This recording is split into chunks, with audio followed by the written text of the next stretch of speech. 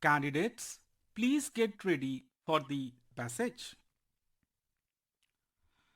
Mr. Vice Chairman, sir, now I would like to draw the attention of the honorable members of this august house about the poor situation of cotton growers of our country. The poor cotton growers are laboring under depressed cotton prices.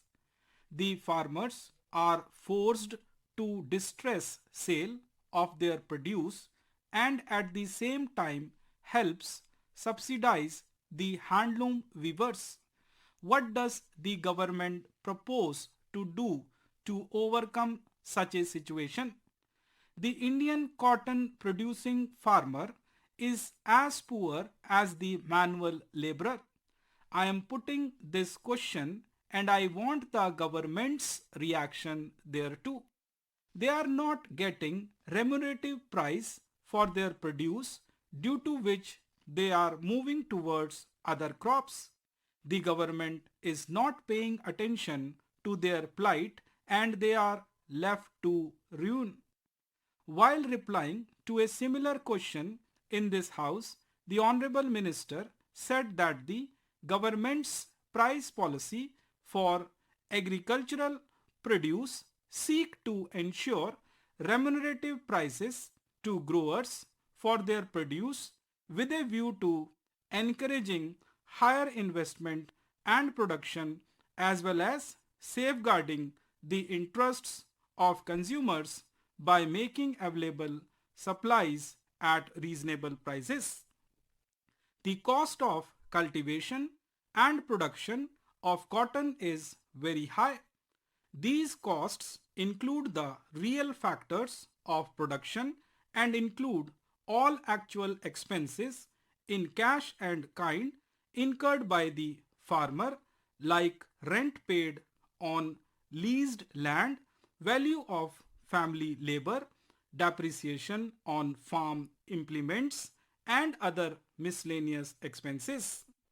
Mr. Chairman, sir, I now come to agriculture. Agriculture will continue to be a priority for the government. The total plan outlay for the Department of Agriculture and Cooperation is being increased by 18%. The interest subvention scheme for providing short-term crop loans to farmers at 7% interest per annum will be continued. An additional subvention of 3% will be available to prompt paying farmers.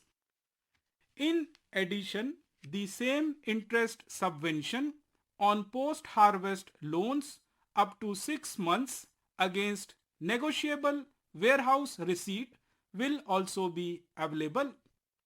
This will encourage the farmers to keep their produce in warehouses. Food security and agricultural development in the coming decades would depend upon scientific and technological breakthroughs in raising productivity. We have to develop plant and seed varieties that yield more and can resist climate change. The food processing sector has been growing at an average rate of over 8% over the past 5 years. In order to have a better outreach and to provide more flexibility to suit local needs, it has been decided that a new centrally sponsored scheme titled National Mission on Food Processing would be started in cooperation with the state governments. I would also like to discuss on women's participation in agriculture. In India, agriculture is an important component of rural livelihood. Almost 70% of India's population lives in rural areas as per Census of India 2011.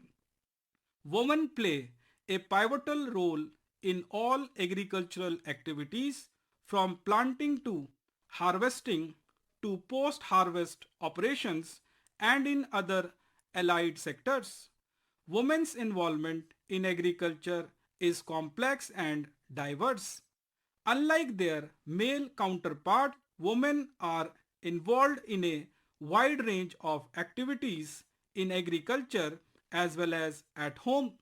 However, the spectrum of women's participation in agriculture has been changing with the changing profile of agriculture and development of non-farm sector. Women perform multiple roles in our society. As farmers, agricultural workers, and entrepreneurs, women constitute the backbone of India's agricultural economy. Worldwide, about 42% of women workers were engaged in agriculture. There is considerable difference in the nature and extent of women's participation across the globe. Despite being a major contributor towards sustainable livelihood in rural areas, the women workforce is considered an invisible entity and they face several challenges. Some of the major problems are women are invariably paid lower wages than men for the same work. Land ownership mostly belongs to men.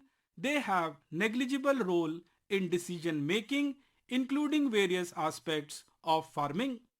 They do not have access to credit as they do not have pattas on their name. Only 11% women have access to land holdings, that too mostly as small and marginal farmers. Due to inadequate access to education and technical knowledge, farm products are marketed commonly by men that leave women with almost no control over finances. To address the issue of women upliftment that will change the face of rural India, Government of India has taken various initiatives which include gender mainstreaming. It is one of the important pillars of national policy for farmers. It is an important document which mandated to take appropriate structural, functional and institutional measures to empower women in agriculture and allied sectors by building their capacities and improving their access to inputs, technology and other farming resources. National Research Center for Women in Agriculture was established for developing methodologies for identification of gender implication in farming system approach and developing women-specific technologies under different production systems. A gender budgeting cell has been constituted in the Department of Agriculture and Cooperation, Government of India, for looking into budgeting commitments and for bringing gender concerns on the center stage in all aspects of public expenditure and policy. As per the directives for the Women Component Plan, the state governments have been asked to ensure flow of 30% fund for the benefit of women farmers. Guidelines of centrally sponsored schemes, National Food Security Mission, National Mission on Oilseeds and Oil Palm, etc. stipulate that at least 30% expenditure should be done on women farmers. Sir, I come to water resources of the country. In view of growing demand, water is a precious and a scarce natural resource. The objective of the water policy is to optimize its availability for different purposes, especially for supply of water for agriculture, drinking, livestock, power generation, and various commercial and domestic uses. Efficiency in the use of water is very important and that is the objective. Consequently, areas with high rainfall may experience shortage of water in other seasons.